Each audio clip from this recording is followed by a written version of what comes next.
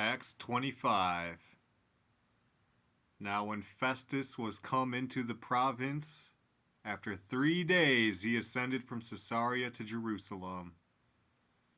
Then the high priest and the chief of the Jews informed him against Paul, and besought him, and desired favor against him, that he would send for him to Jerusalem, laying wait in the way to kill him.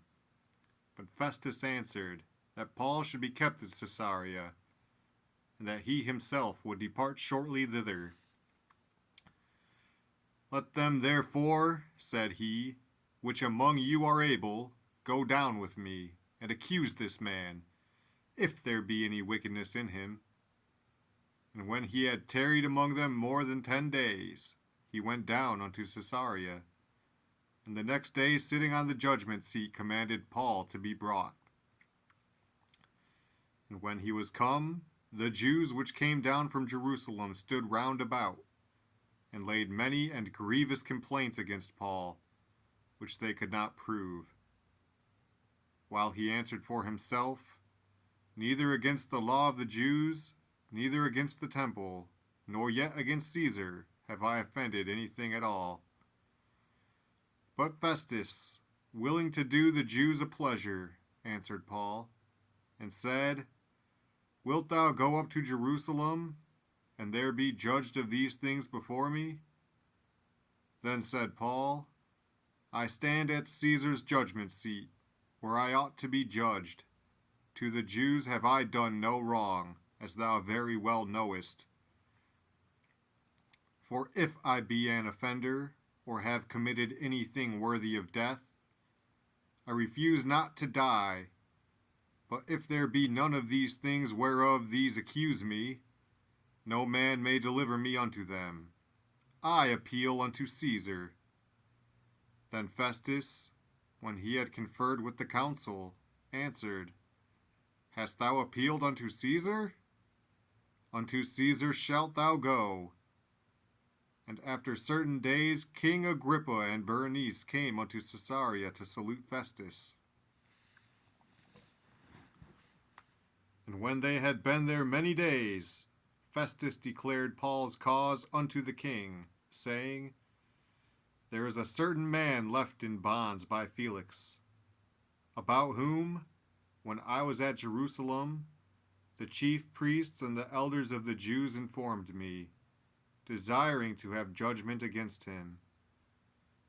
To whom I answered, It is not the manner of the Romans to deliver any man to die, before that he which is accused have the accusers face to face, and have license to answer for himself concerning the crime laid against him.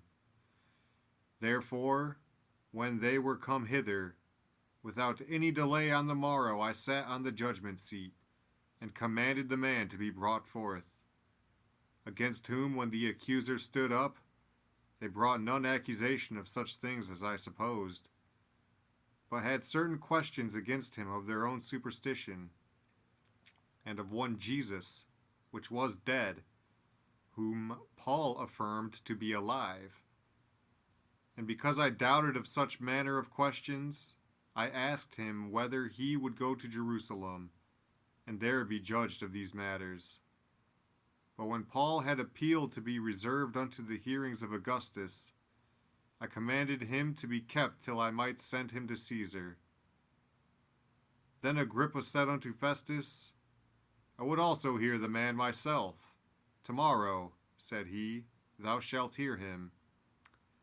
And on the morrow, when Agrippa was come, and Bernice, with great pomp, and was entered into the place of hearing, with the chief captains and principal men of the city, at Festus's commandment Paul was brought forth. And Festus said, King Agrippa, and all men which are here present with us, ye see this man, about whom all the multitude of the Jews have dealt with me, both at Jerusalem and also here, crying that he ought not to live any longer. But when I found that he had committed nothing worthy of death, and that he himself hath appealed to Augustus, I have determined to send him. of whom I have no certain thing to write unto my lord. Wherefore I have brought him forth before you, and specifically before thee, O King Agrippa, that, after examination had, I might have somewhat to write. For it seemeth to me unreasonable to send a prisoner, and not withal to signify the crimes laid against him,